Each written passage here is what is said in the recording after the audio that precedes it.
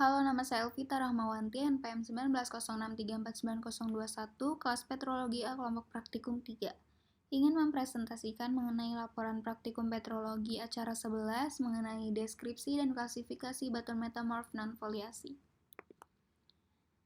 Untuk sampel yang pertama, warnanya itu hijau keputihan dan tekstur granulofelsik karena dia memiliki orientasi yang tidak searah dan ukuran butiran yang besar. Untuk strukturnya itu masif dengan komposisi mineral ada kuarsa 30% yang berwarna putih, garnet 15% yang berwarna kemerahan, dan ampasit yang berwarna hijau sebesar 55%. Untuk nama batuannya, dia langsung ke specific names-nya itu eklogit karena tadi terdiri dari mineral garnet, ampasit, dan kuarsa.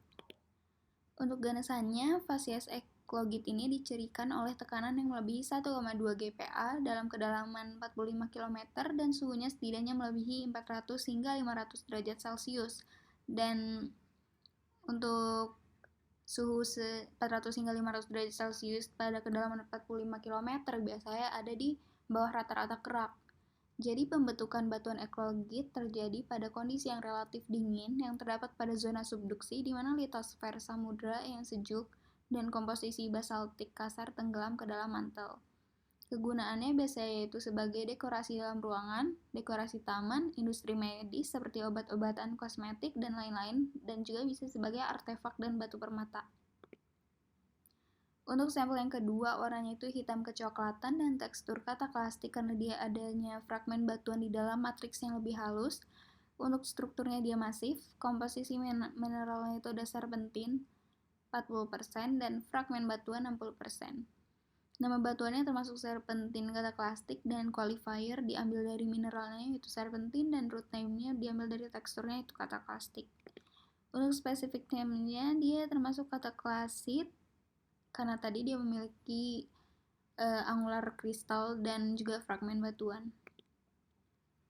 Ganasa dari kataklasit ini terbentuk dari fragmen batuan yang besar dan kasar dengan struktur non-foliasi, bisa terjadi secara kohesif ataupun inkohesif dengan sistosity yang buruk, biasanya non-foliasi dan terdiri dari kelas-kelas yang bersudut dalam matriks yang lebih halus. Kegunaannya bisa sebagai agregat dekoratif baik itu interior ataupun eksterior dan juga bahan dalam industri konstruksi.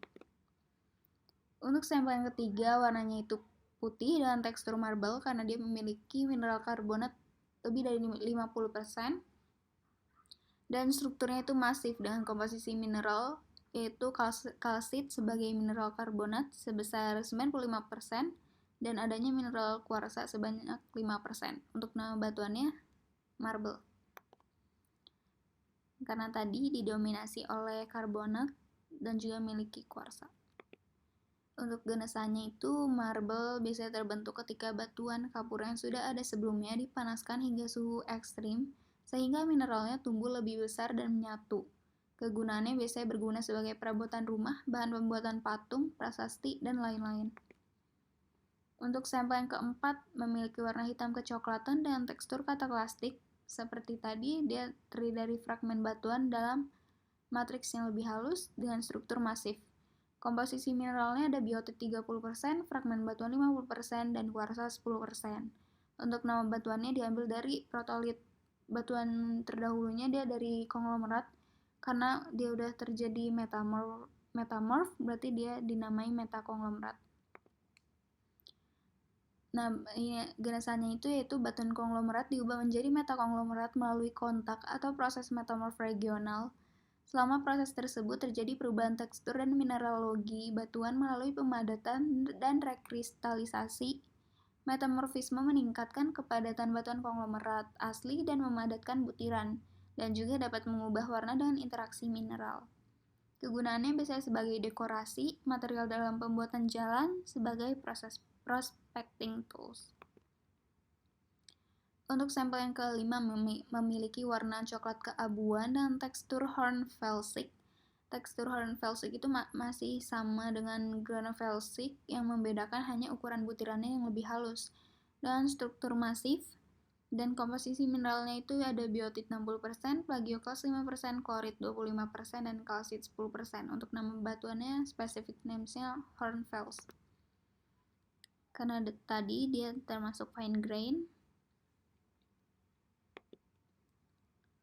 Dan genasannya itu hornfels adalah batuan metamorf yang dibentuk oleh kontak antara mudstone atau shale atau batuan kayak tanah liat lainnya dan tubuh beku panas dan mewakili perubahan panas yang setara dengan batuan aslinya. Proses ini disebut metamorfosis kontak. Untuk kegunaannya bisa sebagai agregat dekoratif eksterior dan interior, juga bahan industri konstruksi seperti jalanan agregat dan roadstone. Untuk sampel yang keenam memiliki warna hijau keabuan, tekstur granulosic, strukturnya itu ada kekar di bagian sini, dan komposisi mineralnya itu ada serpentin 60% yang berwarna hijau, epidot juga warna hijau sebesar 25%, dan chromite 15% yang berwarna abu-abu berkilauan. Jadi nama batuannya untuk spesifik name-nya dia termasuk serpentinite, karena tadi serpentinnya lebih dari 50%.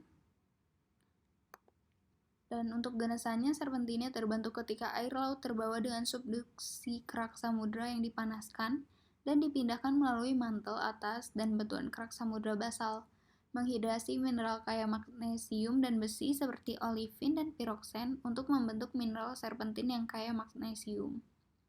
Kegunaannya biasa digunakan dalam dekorasi dalam ruangan, dekorasi taman, dan pada industri konstruksi biasanya untuk pembuatan semen, dan juga bisa digunakan sebagai perhiasan. Berikut daftar pustaka yang saya gunakan untuk referensi. Sekian presentasi dari saya, kurang lebihnya mohon maaf. Terima kasih.